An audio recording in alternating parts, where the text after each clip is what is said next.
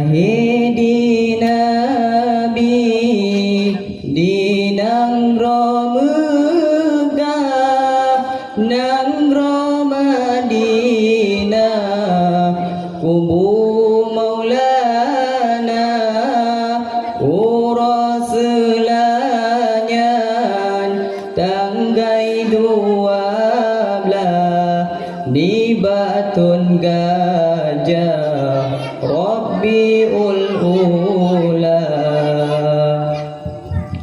umur 2 bulan dalam kandungan ayah sayang tinggai donya yatim lam kandung di Rasulullah kata li ayah lahi maulana kamati apuy majusi sema hancur dumpuna patung-patung berhala sampol heura bergetar Ka'bah senang di Ka'bah dengan lahi maulana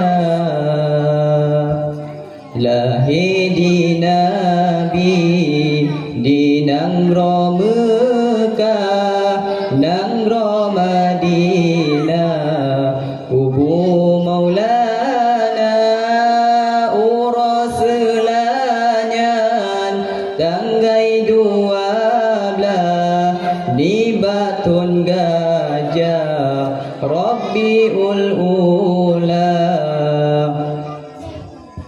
Napud Rabidan lahir Rasulullah Maryam Asiyah sarangan Hawa Ma'riza Nabi Nanu Suwaibah Halimatu Sa'diyah Mariza kedua umunam tun di Rasulullah kendaba Allah sakit di poma hana treba sakit wafud aminah lutan li ayah katan li poma hana treba sakit wafud aminah lutan li ayah katan li poma lahi di nabi di nang ro Mekah nang ro Madinah kubu maulana urasulanya tanggai 12 di Batun Gajah Rabiul Ula umunam tun di Rasulullah kendaba Allah sakit di poma hana treba sakit wafud aminah lutan li ayah katan li poma yatim piatu masa cun nabi kendaba Rabbi yang kehudik maulana tinggai sajane Abdul Muttalib yang asuhudi masa cudi maulana lahi di nabi di nang ro Mekah nang ro Madinah kubu maulana urasulanya tanggai 12 di Batun Gajah Rabiul Ula Mupelutun Nabi Muhammad kena hadarat wahyu pertama ke Rasul Allah. Nabi angkat di sidi tempat di Gua Hira.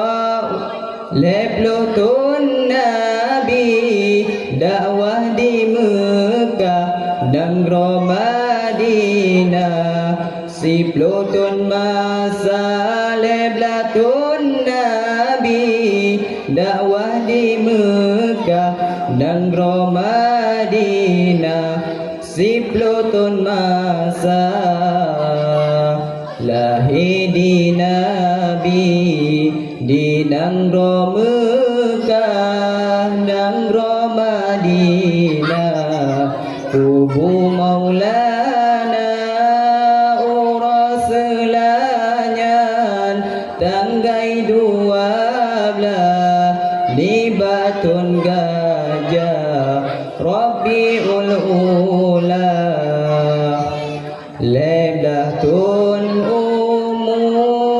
dakwah di Mekah dan Madinah. Si pelutun masa leblatun Nabi dakwah di Mekah dan Madinah.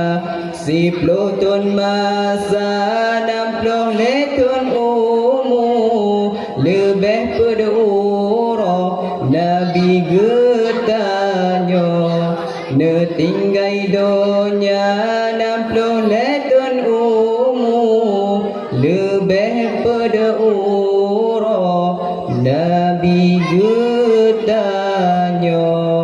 netinggai donya.